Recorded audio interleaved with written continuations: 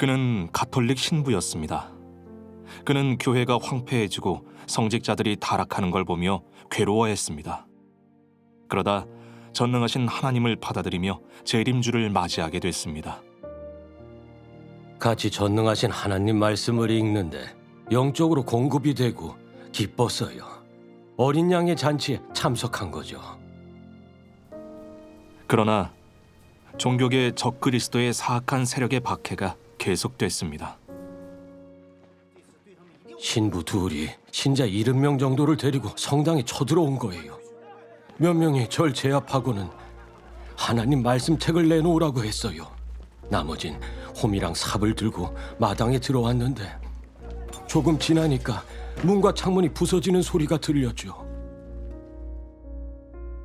주교님이 절 위에 차, 돈, 집까지 다 마련해 놨으니까 노후 걱정 안 해도 된다면서 동방번개 포기하고 신부로 돌아오면 다 알아서 해주겠다는 거예요.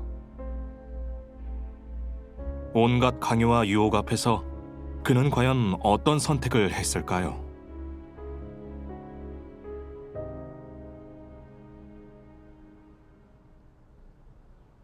전 어려서부터 성당을 다녔는데 커서는 신부가 됐어요. 언젠가부터 성당이 황폐해지고 신부와 주교가 권력과 이익을 놓고 싸웠고 수도사와 수녀도 서로 질투하고 공격했죠. 우리 성당의 부주교는 주교가 축성을 안 해줬다고 불만을 품고 다른 신부랑 짜고 주교가 봉헌금으로 차도 사고 집도 사고 삼자 애국회에 가입했다는 걸 빌미 삼아서 주교를 끌어내리려고 하다가 주교를 지지하는 사람들이랑 싸운 거예요. 갈수록 질투하고 증오하는 일들이 더 심해졌고 신부들끼리 암투를 벌이니까 성당 내부에 분파가 생겼어요. 서로가 그 지위 때문에 그렇게 싸우니 반감이 들더라고요. 이건 교회가 아니라 무슨 폭력 조직처럼 어두웠죠. 네. 주교는 제가 삼자 가입을 거부하니까 배척했어요. 저한테 부제를 한 명 보냈는데 사실 제 자리를 뺏으려는 거였죠.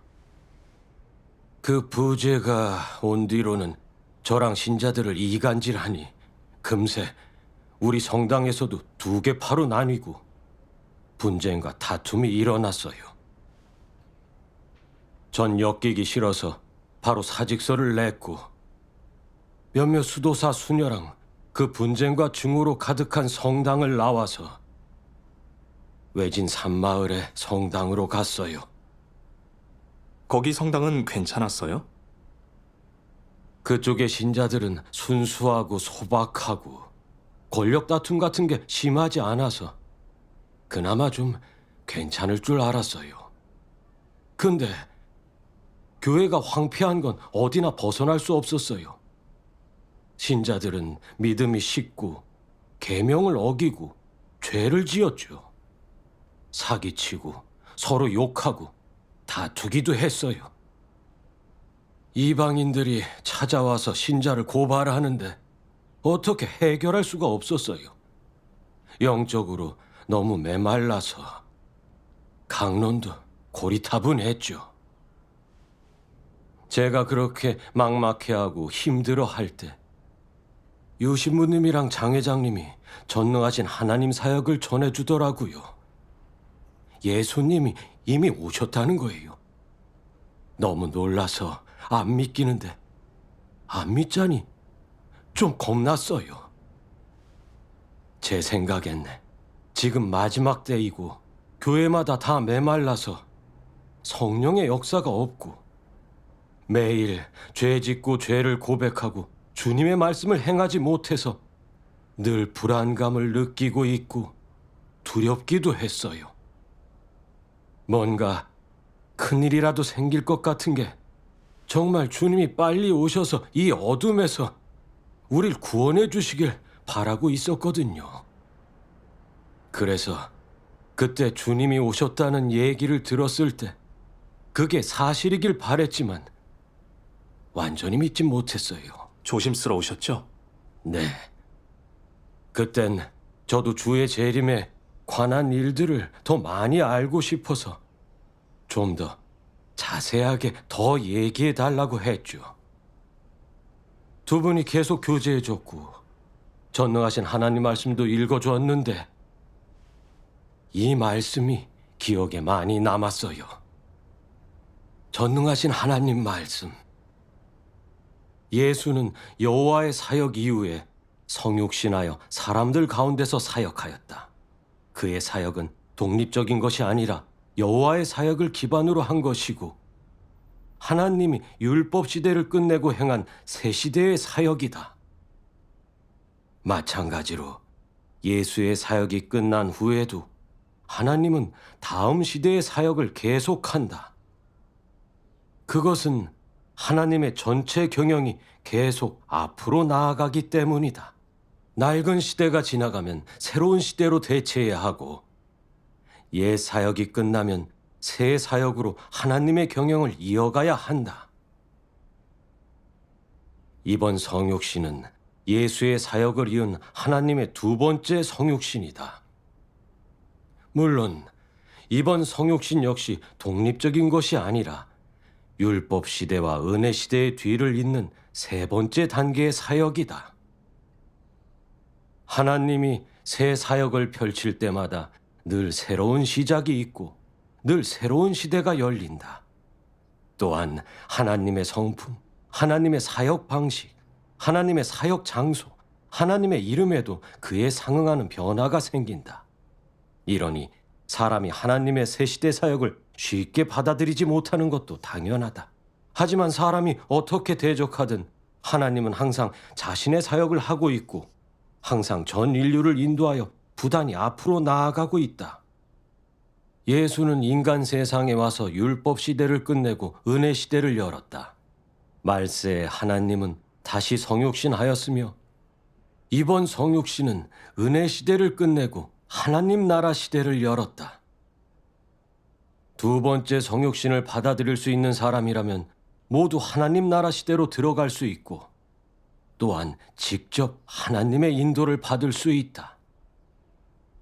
예수는 사람들 가운데 와서 수많은 사역을 했다.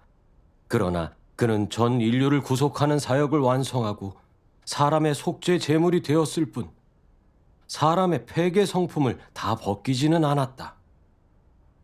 사람을 사탄의 권세 아래에서 완전히 구원하려면 예수가 속죄 제물이 되어 사람의 죄를 담당해야 할 뿐만 아니라 하나님이 더 큰 사역을 하여 사탄에 의해 폐괴된 사람의 성품을 완전히 벗겨야 한다.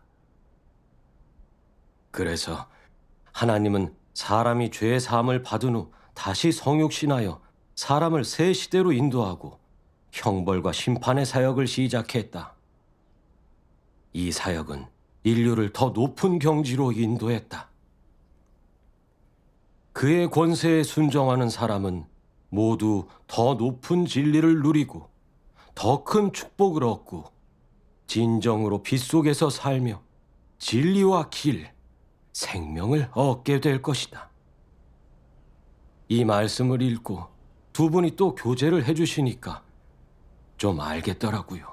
하나님의 사역은 계속 앞으로 발전해요. 주님이 하신 일은 구속 사역이라 주님을 믿으면 죄를 용서만 받은 거지 죄를 짓게 되는 본성은 그대로 남아있죠. 그래서 죄 짓고 고백하기를 반복할 뿐이지 죄에서 벗어난 건 아닌 거죠. 네, 사람이 죄와 사탄의 권세에서 완전히 벗어나려면 하나님의 진리로 심판받고 정화되는 사역이 필요한 거예요. 그래야 죄된 본성과 폐괴의 성품을 완전히 뿌리 뽑고 죄의 사슬에서 벗어나 정화되고 하나님 나라에 갈 수 있죠. 종교계엔 성령의 역사가 없으니 하나님이 말세에 선포하신 진리를 받아들이고 하나님의 발걸음을 따라야 성령의 인도와 진리를 공급받을 수 있고 생명이 자라날 수 있어요. 그쵸. 나중에 말씀이 육신으로 나타난 책을 계속 봤는데 볼수록 더 끌려서 하나님의 말씀에 완전히 빠졌어요. 날마다 새벽 2시까지 봤어요. 한동안 그렇게 알아보면서 전 전능하신 하나님이 재림 주심을 확신하고 하나님의 말세 사역을 받아들였어요. 감사하네요. 감사하죠. 그리곤 전능하신 하나님 복음을 전해준 분들을 저희 성당으로 초대해서 진심으로 믿는 사람들을 다 하나님 앞으로 데려왔어요. 같이 예배하며 전능하신 하나님 말씀을 보니까 날마다 새로운 걸 깨닫게 되고 영적으로 공급이 되고 기뻤어요. 어린 양의 잔치에 참석한 거죠. 성령의 역사를 누렸네요. 예, 형제님이 전능하신 하나님을 믿은 게 천주교에서 큰 파장을 일으켰다면서요? 예. 여러 교구의 교구장과 신부들이 많이 반대했어요. 조 주교님이 그러더군요. 동방 번개로 갔다고 들었는데 이런 큰일을 나랑 얘기도 안 하고 신자들까지 데리고 갔어요. 이건 주님을 배신한 겁니다. 주님이 오신다면 주교들을 먼저 깨우쳐 주실 거예요.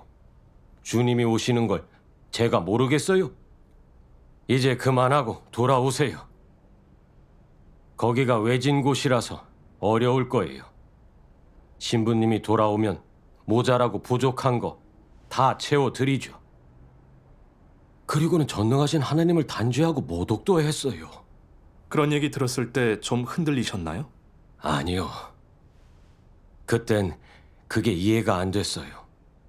주교란 분이 항상 주님이 곧 오실 거라면서 주님을 맞이하려면 앞장서서 기도하고 기다려야 한다고 해놓고 정작 예수님이 오셨다고 할 때는 구하는 자세가 전혀 없고 단죄만 했어요. 그게 뭐 진심으로 믿는 건가요? 그래서 흔들리지 않고 계속 복음을 전했죠.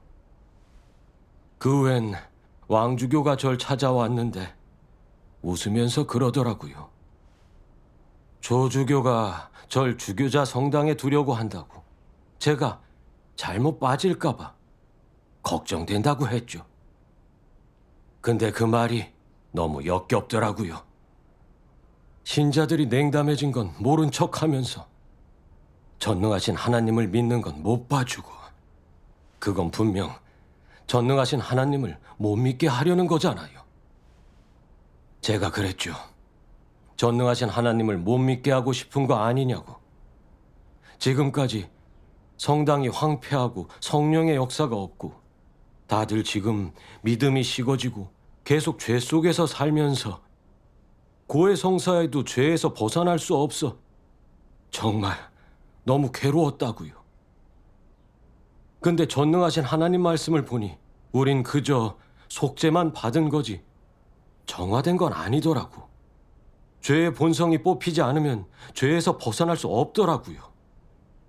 말세에 주님이 오셔서 진리로 심판 사역을 하시는 건 사람의 죄된 근원을 해결하고 죄에서 건지기 위한 거라고. 전능하신 하나님 말씀에서 구원받는 길을 찾았다고 했죠. 전 이제 전능하신 하나님이 재림 예수이신 걸 확신했으니까 절대로 포기할 수 없다고 했죠. 그랬더니 하는 말이 교회에 성령의 역사와 주님의 동행이 없는 게 다 사실이긴 해도 그건 잠시적인 거고 주님이 우릴 실현하시는 거니까 끝까지 참고 견디면 부흥을 보게 될 거라는 거예요. 신자를 다 데리고 동방번개로 가면 사람도 없는데 부흥이 되겠냐요? 주님이 오실 때가 됐지만 아직 오신 건 아니라며 주님이 정말 오셨다면 교황이 모르겠냐고 했죠. 과거 주님이 천국의 열쇠를 성 베드로에게 주시고 성 베드로가 천국의 열쇠를 다시 교황에게 주셨다고. 우리 천주교의 교황부터 아래 주교까지 모든 성직자는 주님이 택하신 사람이라서 주님이 오실 때 분명 묵시하실 거라는 거예요. 교황도 주교도 주님이 오신 걸 모르는데 주님이 오셨다고 하는 건 거짓이라면서 교황과 주교를 무시하고 동방번개로 간 건 배교자라고 하더라고요. 그렇게 생각하는 종교인들이 많죠. 예, 저도 그렇게 생각했었어요. 전능하신 하나님 사역을 알아볼 때 저도 물어봤었어요. 형제님은 왕주교의 관점을 어떻게 보셨어요?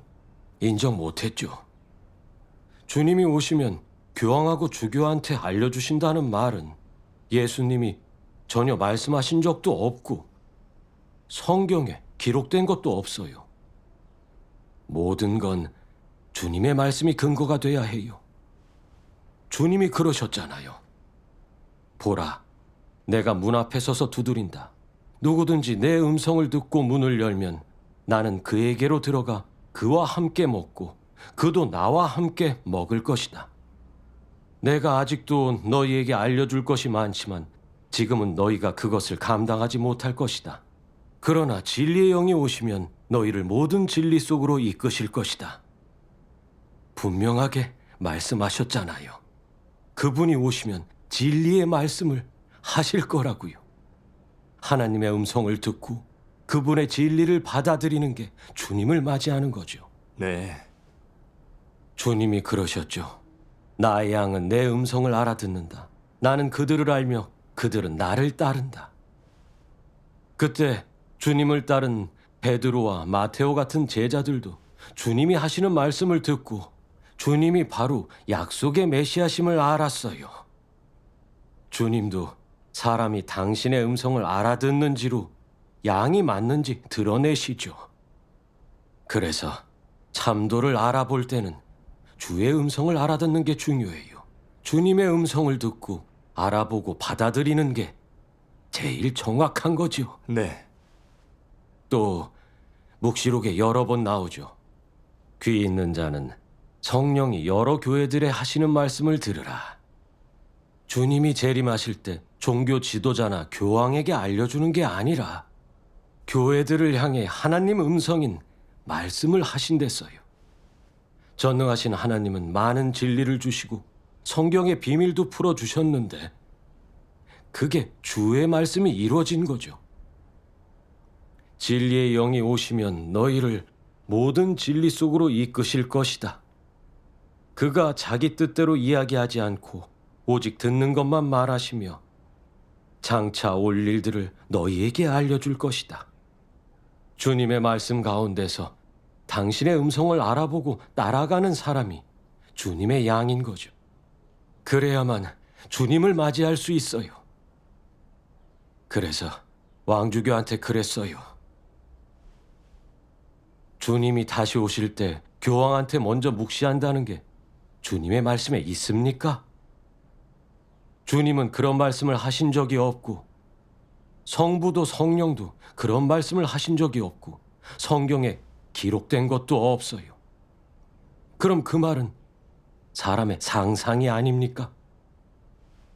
주님을 맞이하려면 상상이 아니라 주님의 말씀에 근거해야 하죠. 구약 성경에 보면 어린 사무엘이 엘리 제사장을 따라 야훼를 섬길 때 사람의 상상대로면 야훼께서 엘리 제사장한테 먼저 말씀하셔야 돼요. 근데 야훼께선 그렇게 안 하시고 4번이나 어린 사무엘을 부르시고 당신의 뜻을 알려주셨어요. 게다가 예수님이 오셨을 때 유대교 제사장이나 율법학자가 아니라 양치기들에게 나타나 예수님이 강생하신 소식을 알려주셨어요. 이렇게 주님의 일은 사람의 생각과 다르죠. 하나님을 믿은 시간과 지위에 관계없이 관념을 버리고 겸손하게 구하고 주의 음성에 귀 기울이면 하나님을 볼 수가 있어요. 말세에 재림주는 진리로 심판 사역을 하시는데 사람의 의견을 구할 필요가 없고 묵시를 해줄 필요도 없죠. 하나님이 하시는 일이니 사람이 참견할 게 못 돼요. 누구든 대적하게 되면 하나님을 거스르는 겁니다. 과거에 자기 관념을 고집하면서 주님을 대적해 십자가에 못 박은 대제로 하나님께 저주와 벌을 받았던 율법학자들과 바리사이들처럼 말이죠. 그걸 교훈 삼아 성찰해야 하지 않겠습니까? 그렇게 말하니 뭐라고 하시던가요? 왕주교가 아주 벌쩍 뛰더군요. 간땡이가 부었다며 교황까지 부인하냐고. 유신부 좀 보라고. 동방번개로 간 후 출교되지 않았냐고. 가족들이 반대하고 신자들에게 버림받고 신부직도 팽개치고 차도 돈도 버렸다고. 이게 정상이냐는 거예요. 그분들은 그게 이해가 안 되는 거죠. 맞아요. 형제님은 어떤 생각이 드셨어요? 확실히 천주교엔 성령 역사가 없다고 봤어요. 주교님은 툭하면 돈과 지위를 언급하면서 세속적이었어요. 주님을 섬기는 사람 같지 않았죠. 그래서 아무리 방해해도 전 전능하신 하나님을 따르기로 했어요. 그랬죠. 성경에 사람보다 하느님께 순종하는 게 마땅하다 했으니 전 하나님의 말씀만 듣겠다고. 더는 말릴 생각 말고 포기하라고요. 제가 말을 안 들으니 화를 내며 갔어요. 그 후에도 조주교랑 왕주교가 자주 와서 회방을 했어요. 그러더군요. 자네, 양심이 있어야 하지 않나? 자네를 신부로 키우기 위해서 주교랑 신부들이 감옥 갈 위험을 무릅쓰고 자네를 지켰어. 자네를 10년 넘게 가르치면서 얼마나 공을 들였는지 아나?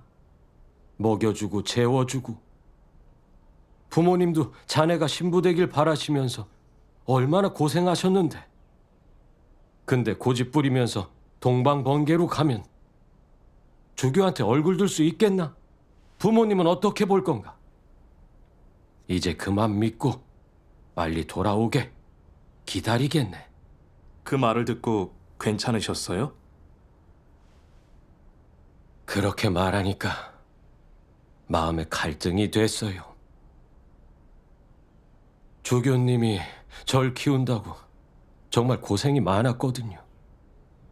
경찰한테 쫓겨다닐 때 주교님이 절 지켜주고 정말 살뜰하게 보살펴줬었어요. 집이 어려워 도와주시기도 했는데 그분 말을 안 듣는다면 양심 없나 싶었죠. 좀 미안하셨군요. 예. 근데 그래도 전능하신 하나님이 재림 주신 걸 알아놓고 배반할 수 없잖아요. 그래서 기도했어요. 하나님, 마음이 약해집니다. 제게 믿음과 힘을 주시고 주변에 영향받지 않고 당신만 따르게 해주소서. 기도하고 말씀이 육신으로 나타나면서 이 말씀을 봤어요. 너는 갓난아기로 이 세상에 오는 순간부터 너의 직책을 이행하기 시작한다. 하나님의 계획과 예정으로 말미암아 네가 맡은 역할을 이행하고 너의 인생 여정을 시작하는 것이다. 너의 배경이나 앞으로의 여정이 어떻든 하늘의 지배와 안배에서 벗어날 수 있는 사람은 아무도 없고 자신의 운명을 주관할 수 있는 사람 또한 아무도 없다. 이 같은 일은 오직 한 분, 즉 만물을 주재하는 이만이 할 수 있기 때문이다.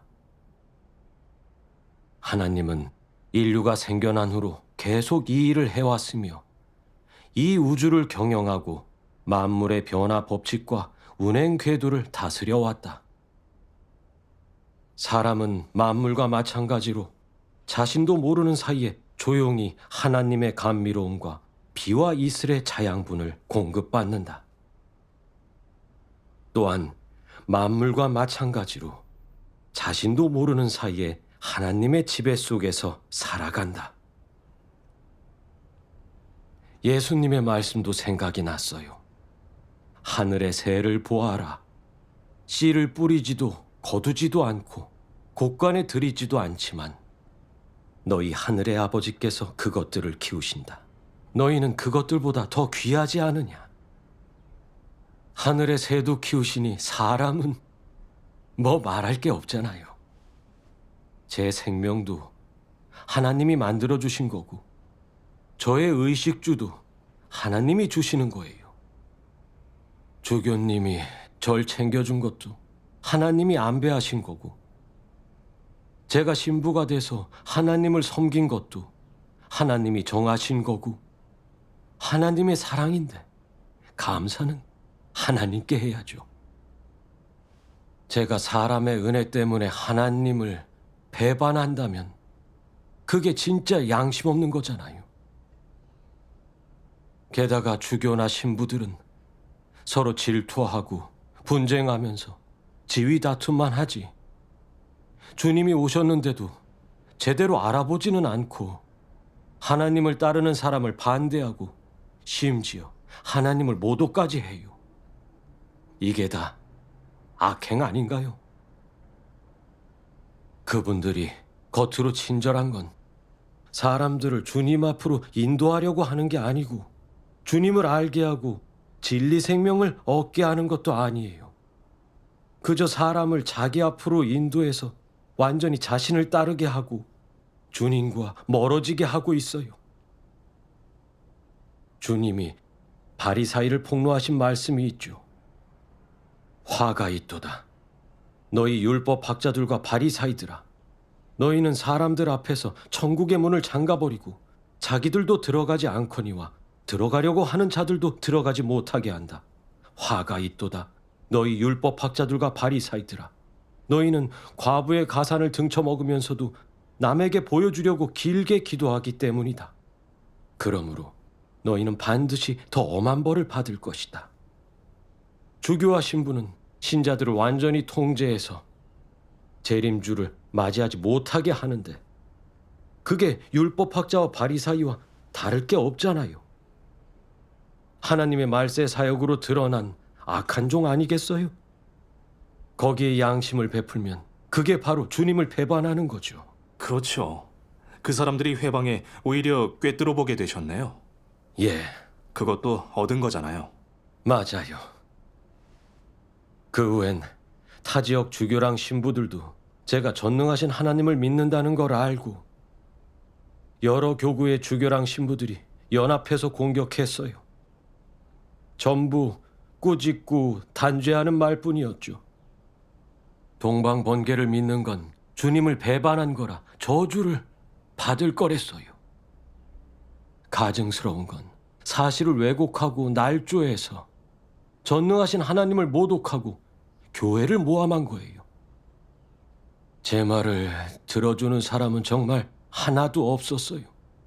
그러니 화가 나고 정말 성직자들이 어떻게 저럴 수 있나 싶었어요. 툭하면 단죄하고 모독하면서 하나님을 증오했죠. 그땐 정말 속에 뭐가 꽉 막힌 것처럼 답답하고 편하지 않았어요. 그렇게 여러 지역의 주교와 신부들이 절 단죄하고 외면하니 그럼 거기에 신자들도 절 그렇게 대할 것 같았어요. 그러니 어디를 가든 계속 비난만 들을 것 같더라고요. 그런 상황이 되니 너무 괴롭고 힘들었죠. 주님 말씀이 생각나더라고요. 나 때문에 사람들이 너희를 모욕하고 핍박하며 온갖 나쁜 말을 만들어 너희를 비방하면 너희는 복이 있다. 하나님은 인류를 위해 육신으로 오셨는데 종교계의 단죄와 저버림을 받으세요. 하나님조차 그렇게 악하게 대하는데 따르는 우리도 이렇게 비방하는 말을 들을 수밖에 없죠. 의로움 때문에 핍박받는 건 의미가 있어요. 그러니 버림받고 단죄받는 것도 별거 아니더군요. 사람들이 단죄하고 내치지만 전 주님을 맞이하게 됐고 하나님 말씀을 직접 보게 됐으니 얼마나 복받은 거예요. 하나님이 함께 하시면 정말 다 가진 거죠. 그러니 정말 위안이 되고 평안했어요. 전에 종교에 있을 때는 영적으로 메말라 어둠에 갇혀 있었는데 이제 전능하신 하나님을 따르면서 진리를 공급받게 됐고 구원의 빛을 보게 됐으니 죽음에서 부활한 것 같았죠. 전 영생의 도를 찾았잖아요. 주교나 신부들이 뭐라고 단죄하든 그분만 따르기로 했어요. 그리고 전능하신 하나님 말씀을 봤어요. 사람에게 하는 하나님의 각 단계 사역은 겉으로 보면 마치 사람이 사람과 접촉하는 것 같고 사람의 안배나 방해에서 비롯된 것 같다.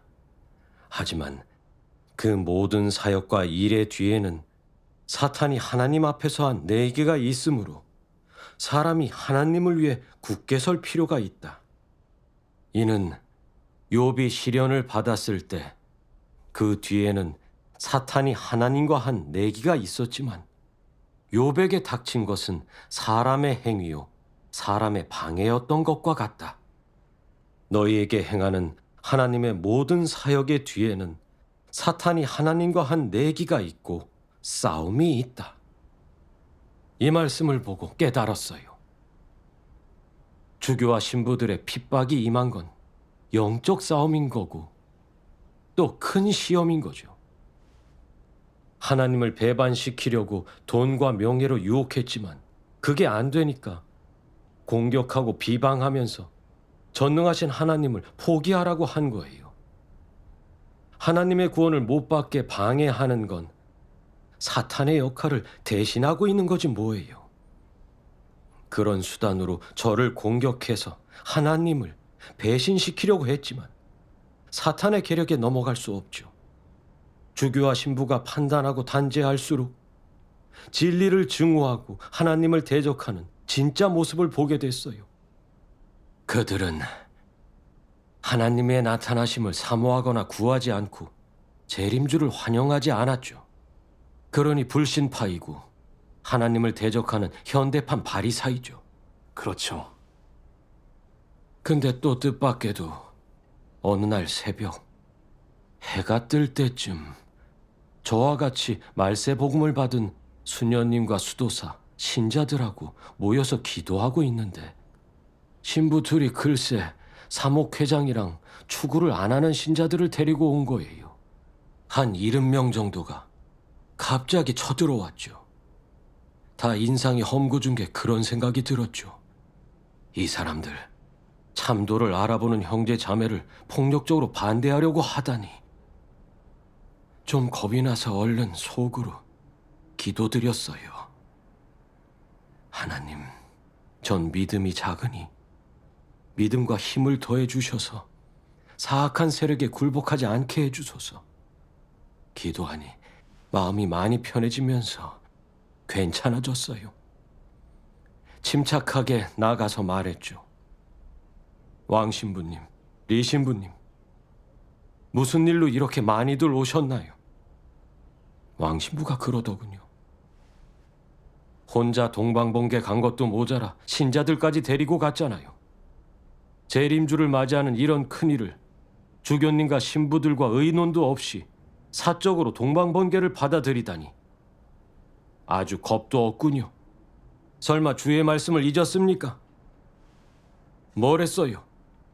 그때 누군가 너희에게 보라, 그리스도가 여기 있다, 저기 있다 해도 너희는 믿지 마라. 거짓 그리스도들과 거짓 예언자들이 일어나 큰 표징과 이적들을 일으켜 할 수만 있으면 택한 자까지 속이려 할 것이다. 그러니까 주님이 육신으로 오셨다는 건 다 가짜예요. 미혹돼서 배신했지만 주교님이 기회를 주셨어요. 동방번개를 버리고 신자들하고 돌아온다면 받아줄게요. 그때 흔들리지 않으셨어요? 아니요. 확실히 말했죠. 저한테는 어떻게 해도 됩니다. 근데 신자들과 같이 참도를 알아보고 주의 음성을 듣고 주님을 맞이하는 것 그만둘 수 없어요. 마지막 때 거짓 그리스도가 미혹하는 것도 맞지만 주님이 다시 오신다고 말씀하셨어요. 거짓 그리스도의 미혹이 겁나서 재림주를 맞이하지 못하게 된다면 인열폐식 아닌가요? 그렇죠. 사실 주님은 거짓 그리스도를 경계하라 하셨어요. 거짓 그리스도는 진리를 선포하지 못하고 기적으로 사람을 미혹할 뿐이죠. 성육신하신 그리스도만이 진리를 선포하고 생명을 주시고 사람을 구원해 천국의 길을 주세요. 그리스도는 하나님 영의 화신이고 신성이 있으셔서 진리로 공급하시고 목양하실 수 있어요. 그분만이 하나님 성품을 발현하고 인류를 구속하고 구원하실 수 있죠. 이건 누구도 갖추거나 따라할 수 없는 거예요. 말세에 전능하신 하나님은 하나님의 6천년 경륜의 비밀과 성육신의 비밀을 열어주셨고 사람이 정결케 되고 구원받을 수 있는 모든 진리를 주셨어요. 이런 건 하나님만이 하실 수 있어요. 하나님 말고 누가 진리를 선포하겠어요? 누가 말세 심판을 하겠어요?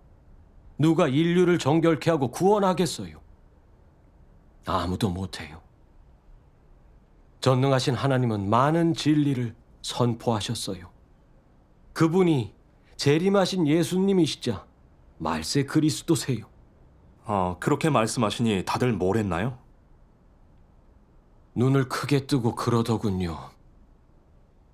제 말이 맞아도 인정할 수 없다고.